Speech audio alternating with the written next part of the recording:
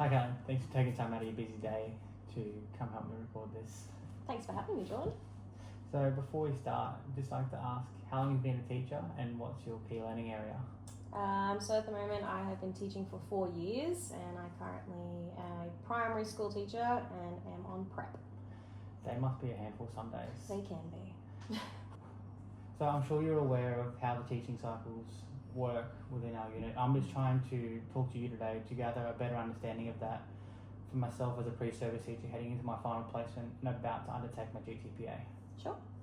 So the first question I'd like to ask you, how do you use data to inform decisions for planning and teaching a teaching cycle? So I use a range of data, so informal and formal data. Before I start my unit, I start off with diagnostic assessments, just seeing what the kids already know and what I'm working with, fixing any misconceptions that they may have. This could be observations, it could be data from previous years. With prep it's kind of tricky because you don't have that data, but one-on-one conferencing is also really good. This just lets me know where I'm starting. So then during the lessons I will then use formative assessments like work samples, exit tickets, things like that. And I adjust my teaching to real time and adjust it to how my students need to learn. Then at the very end of the unit, once we get to that point, I then use summative assessment. So I look at all of the content that we've taught, take it back to the learning intentions at the very beginning, and I assess them and evaluate the learning outcomes, and then also reflect on my effectiveness as a teacher. This data I also use like their well-being. I consider their well-being and engagement as well, and how they've gone throughout the unit. And so, by the way you've discussed that then, planning's really pivotal in these early years of school. Absolutely. So, planning, I don't know what you mean by that. So I'll just reword that. So what I mean is, with being such a young group and they're really understanding the fundamentals of school, planning for you as a teacher must be so important so that you don't have to focus on that as much. You know what you're teaching walking into the lesson, and that when you have the things pop up out of the blue, for example, the student's not adjusting well, you already know what you're teaching, you're planned, you're ready, so that when these out of the ordinary things happen, you can just put that fire out, and then go back to your teaching without stressing of like, what's going next?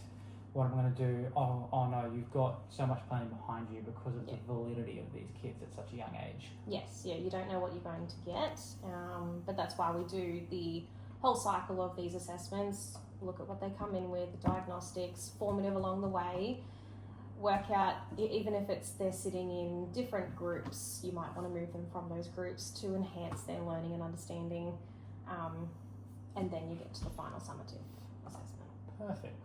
So working through that, how do you plan your lessons to incorporate engaging teaching strategies? I can imagine with the kids being so young, engagement and attention span is just pivotal in prep. Yeah, engagement is really important, especially in prep. I think it's important along the whole journey of their schooling though. I find in prep I need to plan a lot of hands-on, play-based activities, which are really age appropriate, because otherwise I just don't have their attention. And when you don't have their attention, they're not engaged, they're not learning what you need to be teaching, and it makes it hard. So I try to use visuals, manipulatives, digital tools like interactive games and things like that, that are connected to the curriculum. Lovely. So as you were saying, teaching strategies are pivotal in prep. When developing teaching strategies for upcoming lessons, do you work with that collaboratively within your team, or is it more of an independent based, looking at how you want to approach your lesson and running it a particular way that suits you, or do you have a heavy collaboration process with your prep team? So with my team, we plan weekly. So we stay back on one afternoon and we plan out what activities we're going to be doing for the next week.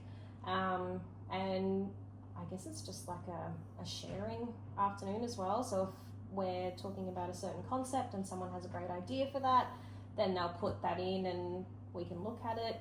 Does it connect with what we're learning about. Is it going to align? Sure. And then we sort of all just use that. How do you select and use a variety of assessment tools and practices such as feedback? So assessment must be purposeful and it must be developmentally appropriate. So I begin by aligning my tools with the learning intentions and outcomes. So I use mix of formative and summative assessments, as we said earlier. And just things like observations. Sometimes we'll use hands-on games and things like that, which I think is pivotal for 5-year-olds. Yeah. When you put into perspective that a lot of them are 5 coming into prep, being diverse and having out-of-the-box thinking on how to obtain assessment from kids who have gone from kindy to a full rubric of assessments is something that takes a lot of skill. And they're only just learning to read and write. That's some of the most important things in life. Yes. So working off that, what techniques do you find best when you're trying to provide feedback to students when they're 5 years old? Do you use written, verbal? Is there a secret prep trick to... Stickers. Stickers. Stickers are their currency, but no, I like to provide on-the-spot feedback for these kids to build their confidence also. If you're walking around the room and they're completing an activity and they believe that they're not doing it right and you've just walked past them, they'll just give up. So I like to go around my classroom and just make sure that I'm just looking at their work and going, that looks amazing, or just even taking the time out to just sit with them, make sure they're on track, and then they feel much better about themselves. So. Smelly stickers? Smelly stickers. Perfect.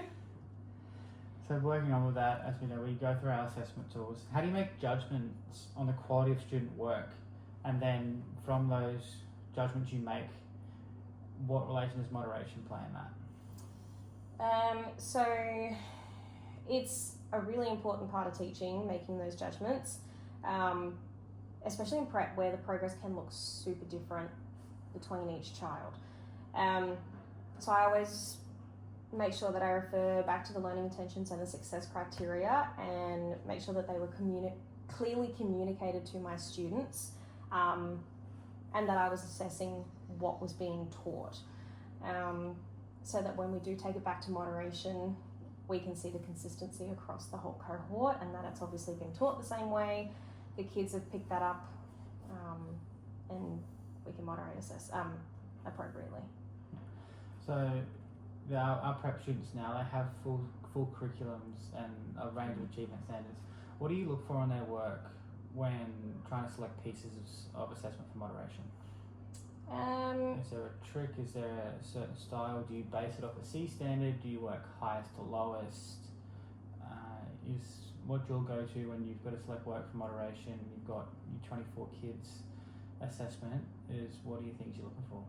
Well, I guess it depends on the assessment task, but we usually start at a C standard, which is where they're meant to be, and we look at what they need to be at this level, and then if they've produced more than that level, then that's when they achieve higher grades, and then we look at what the factors may have been if they fell below a C.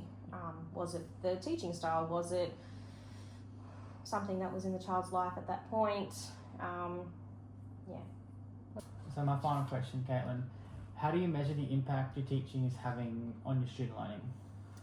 I always go back to that pre-assessment and then I compare it with my post-assessment. So looking back at what they came in with, or just starting the unit, and then looking at what we've accomplished throughout a certain amount of weeks, and have they understood it. Just looking at the data. The data shows you what you need to know. Data's everything. Yeah. In the modern world. Yeah. So I also data. But sometimes I look for that growing confidence over the unit as well.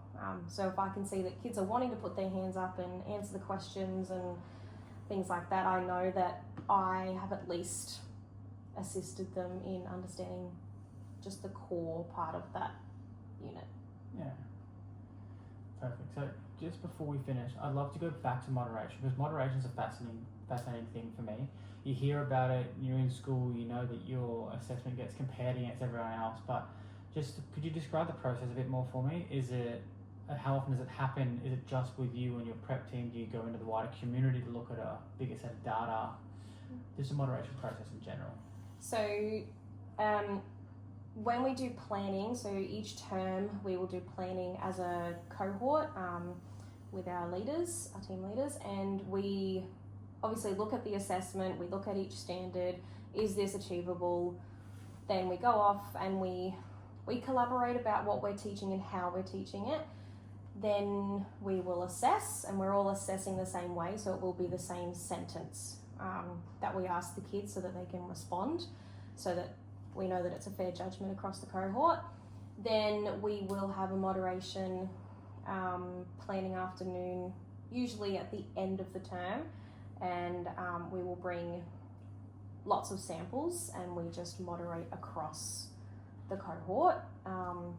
If someone has a C over here and we have a C over here, we just make sure that they align and they are both getting a fair C for that. Moderation, it's a very important thing to make sure that it's being consistent across the cohort. It's fair. Like, you can imagine how many issues it will cause if, whether it's within a school itself or in a wider community, if one student's receiving a C, one student's receiving a B, and they're basically the same quality of work. Sometimes we also do a cluster moderation. So my school will mingle in with other schools and we'll have like a cluster moderation. So there might be 3 different schools in the one room and we've all done the same assessment, and it's just nice to see how other schools perform this assessment, I suppose, because every school does it differently. And then sometimes we take that feedback and for ourselves and we change up our assessment for next year. I know you're so busy. I've got one more question. Being in prep, there's so little. You have a lot to do with parents. They'd be at the front door every day. They want to know exactly how their little baby's going at school. It's the first time a lot of them have been apart from mum and dad for longer than 40 minutes. So we're looking at the impact you're teaching having. It's such a big part of teaching is the impact you have on your students. What role do your students' parents play in regard to measuring the impact of your teaching? Do you look for signs in the parents? Do you ask for feedback on how they're going, their feeling of going to school, like their want and enjoyment of school? I always ask my parents, well actually first of all I tell my students to go home and let their parents and people know at home what we've learnt at school today, because I think that's a nice conversation for them to have, and it lets the parents and people at home know that, you know, they're feeling safe at school and they're enjoying themselves and things like that. So then when we come to parent-teacher interviews, I can relay all of that to them, what we've been learning, and they can ask me as many questions as they like. With prep, I do find that parents are always at the door ready for the afternoon. So it's actually really good. I get to communicate with them every afternoon about, you know, how their progress was today, or even just behavioural management things. And it's just nice to communicate with them, because I think open communication is key. Right. Well, thank you so much for your time today. I've really learned a lot. It's really opened me up to understanding the ins and outs and the complexity of a teaching cycle as a teacher in preparation for GTPM or final placement. So yeah, thank you again, Caitlin. Thank you.